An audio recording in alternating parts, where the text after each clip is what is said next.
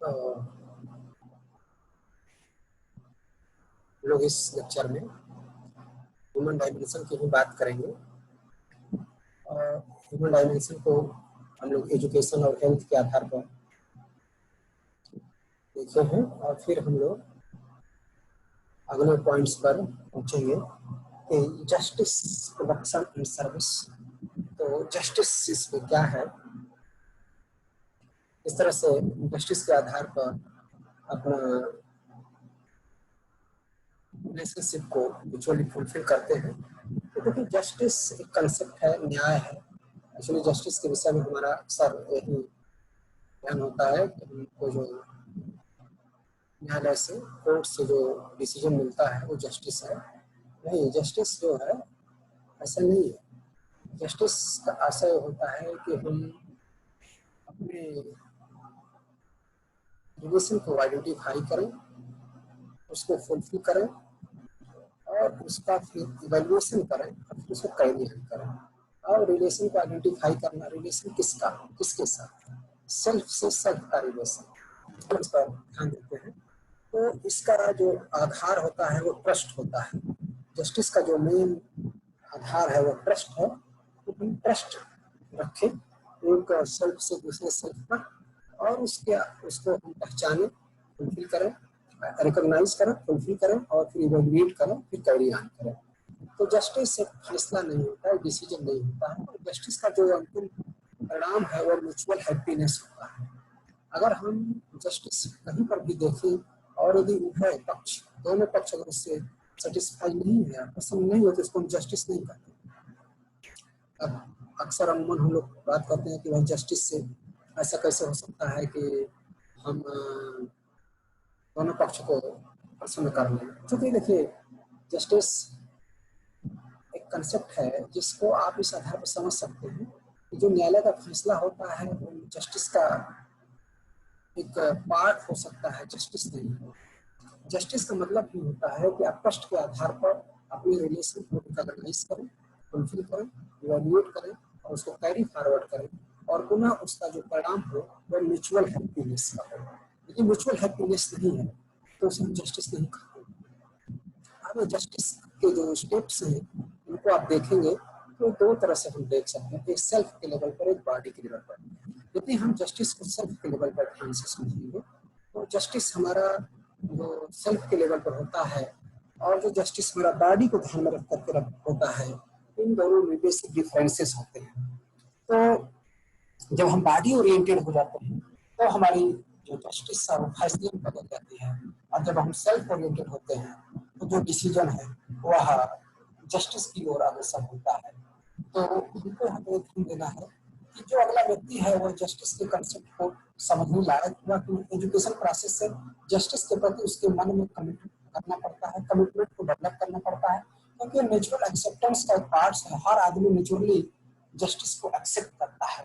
तो जस्टिस को एक्सेप्ट करने के लिए उसके अंदर जो कमिटमेंट है, जो राइट फीलिंग है, राइट जो अंडरस्टैंडिंग है, वो हमारा एजुकेशन प्रोसेस ने उसको कंप्लीट किया कि नहीं, वो उसने डेवलप किया कि नहीं। यदि डेवलप नहीं किया तो निश्चित रूप से उसे हमें अभी इस बिंदु पर चेक करना पड़ेगा कि वह अपना शो करे जस्टिस के प्रति। अगर वह जस्टिस के प्रति अपने कमिटमेंट को शो करता है तो हम फिर उसको सेल्फ के लेवल पर मान लेते हैं कि जस्टिस के भाव से परिचित है, और जस्टिस के कंसेप्ट को यह जब परिचित हो गया है तो निश्चित रूप से इसके प्रति इसका आग्रह बढ़ गया है। और आगे बात की बॉडी।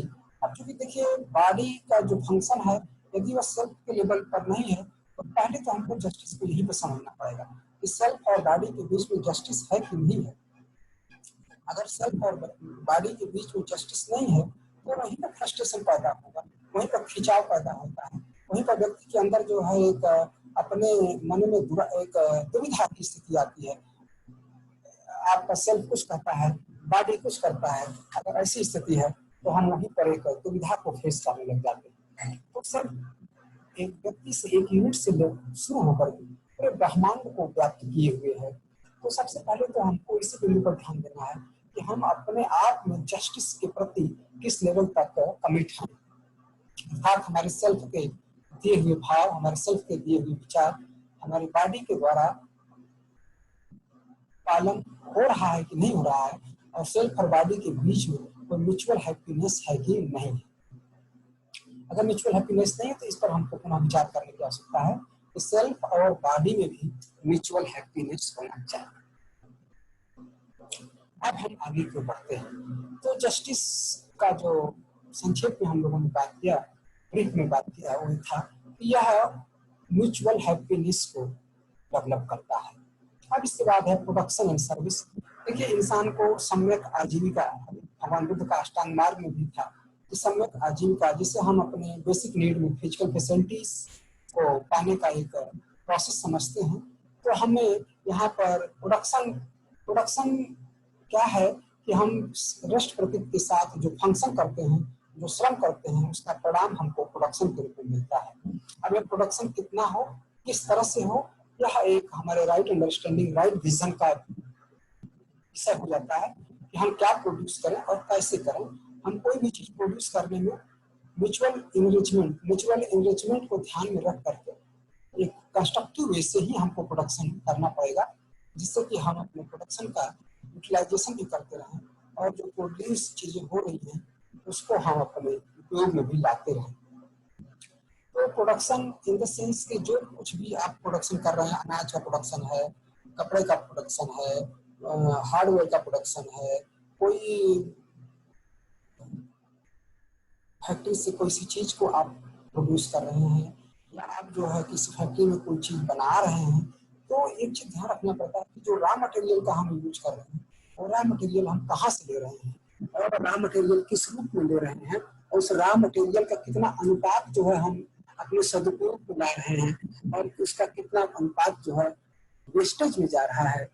तो इस चीज को ध्यान में रख करके हम प्रोडक्शन को अपनी आजीविका को फाइंड आउट करने के लिए करते हैं, और इस प्रोडक्शन का जो अंतिम उद्देश्य होता है वह हम सर्विस के रूप में देते हैं, और इसके आधार पर हम फिजिकल फैसिलिटीज को अवेल करते हैं।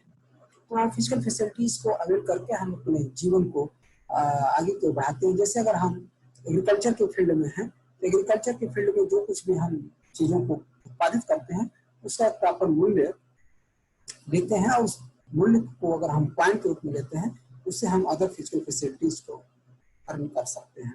इस तरह से कोई मेडिसिन बना रहा है, तो मेडिसिन में भी आप देखेंगे उसका प्रोडक्शन इस आधार पर हो, वह सिर्फ और सिर्फ उसको पॉइंट न दे, बल्कि उसका जो प्रोडक्ट है वो यूजर को भी बेनिफिशियल हो।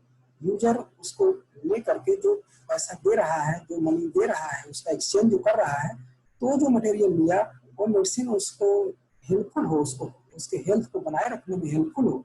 ऐसा नहीं किसी को पैसा ले ले और वहाँ पर वह कारगर न हो, तो यह हमारे प्रोडक्शन की सर्विस जो है उचित नहीं मानी जाएगी।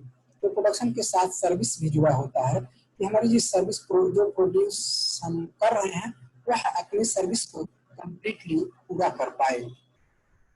और फिर इस तरह से एक्सचेंज एंड डिस्ट्रीब्यूशन जो 5वां स्टेप है कि हम इसका एक्सचेंज करते हैं और इसका डिस्ट्रीब्यूशन करते हैं। एक्सचेंज एंड डिस्ट्रीब्यूशन दो बातें हैं यहाँ पर। जैसे हमने जो कोई चीज प्रोड्यूस किया तो उसका एक्सचेंज हम कहीं पर प्लान के रूप में करते हैं, कहीं पर किसी मटेरियल को मटेरियल से ट्रांसफर करते हैं। तो जो एक्सचेंज हो और डिस्ट्रीब्यूशन हो, वो एक्सचेंज और डिस्ट्रीब्यूशन भी हमारे प्रोडक्शन का एक साधन होता है, एक पार्ट्स है कि हम अपने उत्पादन को, अपने उत्पादित वस्तु को किस तरह से हम डिस्ट्रीब्यूट कर रहे हैं और किस तरह से उसका हम यूटिलाइजेशन कर रहे हैं। इसके बाद आता है राइट यूटिलाइजेशन। देखिए, राइट यूटिलाइजेशन बहुत महत्वपूर्ण चीज है। ये किसी भी फील्ड में किसी भी वस्तु पर यह अप्लाई होता है कि यूटिलाइजेशन, जैसे हमारे पास कपड़ा है तो हम कितना कपड़ा लें, अगर हम भोजन कर रहे हैं तो कितना भोजन करें, अगर हम कोई न्यूट्रिशनल मटेरियल ले रहे हैं तो कितना लें।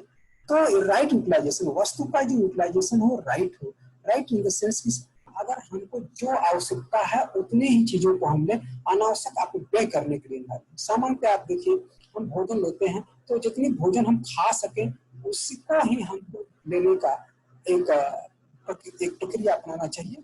अनावश्यक चीजों को लेकर के नुकसान नहीं किया जाना चाहिए। तो राइट यूटिलाइजेशन एक संकेत है कि आप अपने जीवन में जो भी आपको सुविधा चाहिए, जो भी मटेरियल चाहिए, अपने जीवन को कंटिन्यू करने के लिए विद हैप्पीनेस आप जो इस फैसिलिटी का उपयोग कर रहे हैं उसका उचित उपयोग करें, जल का उचित उपयोग करें। ऐसा नहीं कि जल का हम दुरुपयोग करें। हमारे सामने जल का अथाह सागर भी हो तो भी हम उसका उपयोग समुचित रूप से करें। जितना उपयोग कर सकते हैं उतना ही करें, जितना हमारे लिए आवश्यक है। फिर है प्रिजर्वेशन। प्रिजर्वेशन में आता है कि हम अपने भविष्य को ध्यान में रखते हुए अपनी उत्पादित वस्तु का कुछ मात्रा हम उसको एक अगले समय के लिए प्रिजर्व करके रखते हैं। ये ऐसा नहीं कि आप जो है इसका एक्युमुलेशन लिमिटलेस कर दें, ऐसा नहीं है। आप उसकी थोड़ी मात्रा आवश्यकता के अनुसार उसको हम प्रिजर्व कर सकते हैं। जैसे हम दवा बना रहे हैं तो दवा एक दिन में तो सब यूज होगी नहीं, उसके प्रिजर्व करने का भी एक टाइम लिमिट होता है। अब ऐसा नहीं कि दवा बन गई तो फाइनाइट टाइम तक चलेगी या तत्काल ही यूज हो जाएगी। लेकिन निश्चित रूप से हम अपनी वस्तु को प्रिजर्व करते हैं और जो कि हमारे समय पर, हमारी आवश्यकता के समय पर हमको हेल्प करती है, हमें उससे सहायता मिलता है। तो ये प्रिजर्वेशन भी हमारे इंसानी जीवन का एक हिस्सा है, जिसमें हम इस प्रक्रिया को, इस स्टेप को भी अपने साथ बनाए रखते हैं। फिर administrative service. Administrative service in the sense के हम अपनी सेवा भाव को, एडमिनिस्ट्रेटिव सर्विस ऐसा नहीं कि कोई व्यक्ति किसी प्रशासन को चलाने के लिए नियुक्त किया गया है। इसका सूक्ष्म भाव यह है कि आप जो है अनुशासित होकर के अपनी सेवा भाव को करें, अपनी सेवा भाव दें अनुशासित होकर के। आप स्वयं में अनुशासित रहें, आपका सिस्टम अनुशासित रहे, आपका समाज अनुशासित रहे, आपका देश अनुशासित रहे, आपका राष्ट्र अनुशासित रहे और अनुशासित जीवन आप नेचर के साथ, इसका जो सीधा संकेत होता है वो नेचर के साथ होता है। एडमिनिस्ट्रेटिव सर्विस ऐसा नहीं कि कोई एक व्यक्ति जो है, एक वर्दी वाला व्यक्ति एक डंडा लेकर के किसको बताता रहेगा, नहीं। यह भाव उसके अंदर स्वयं में है, स्वयं सन्निहित भाव के आधार पर सेल्फ डिसिप्लिन है। That is the administrative service. कि अल्टीमेट देखिए हमारा जो इफेक्ट पड़ता है वो समाज के बाद नेचर पर पड़ता है, तो नेचर के साथ भी हम अनुशासित जीवन जिए। Administrative service, administrative service in the sense की संचालन जो है एक निश्चित दायरे में हो, अनुशासित मार्ग पर हो, तो इसके आधार पर हम इसको कहते हैं कि हमारा जो डायमेंशन है, ह्यूमन डायमेंशन, यह 8 बिंदुओं में भी है। और इसको हम पूरा एक तरह से एक व्यक्ति को लेकर के, एक समाज को लेकर के, एक राष्ट्र को लेकर के, एक नेचर के ऊपर भी हम लेकर के आते हैं और इसको जीते हैं। इसमें पहला था एजुकेशन, दूसरा है हेल्थ, तीसरा है जस्टिस, चौथा है प्रोडक्शन सर्विस, पांचवा है एक्सचेंज डिस्ट्रीब्यूशन, छठा है राइट यूटिलाइजेशन, सातवां है प्रिजर्वेशन और आठवां है एडमिनिस्ट्रेटिव सर्विस। तो इन 8 बिंदुओं को लेकर के हम ह्यूमन डायमेंशन को निर्धारित करते हैं। एक मनुष्य का जीवन स्टार्ट होता है और उसके जीवन को अंतिम बिंदु तक पहुंचने में उसके जीवन के पूरी प्रक्रिया को हम किस तरह से सुव्यवस्थित रूप से परिभाषित कर सकते हैं, इसमें हम 8 बिंदुओं की चर्चा यहाँ पर करते हैं। ठीक है, थैंक यू।